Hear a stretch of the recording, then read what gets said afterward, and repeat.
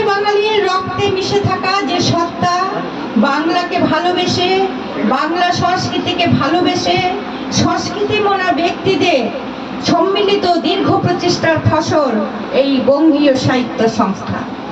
বাংলার সাহিত্য চর্চার যে মূল উপাচার, ছোট পত্রিকা আপনাদের সংস্থা থেকে নিয়মিত প্রকাশিত হয়ে আসছে এবং সমগ্র ভারতের সাহিত্য অঙ্গনে বিশেষ ছাপ রেখে চলেছে।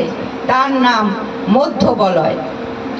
বহির্বঙ্গে সাহিত্যপ্রেমী বাঙালির কাছে মধ্যবলয় শুধুমাত্র পত্রিকা নয়, সাহিত্যে বেঁচে থাকার রসদ হিসেবে গণ্য হয়।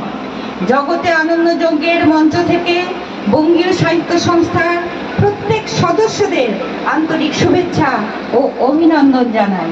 শুভেচ্ছা ও অভিনন্দন সহ সমীর রক্ষী, জগতে আনন্দযজ্ঞের পক্ষে ডক্টর সমীর রক্ষী ও শশীন চক্রবর্তী।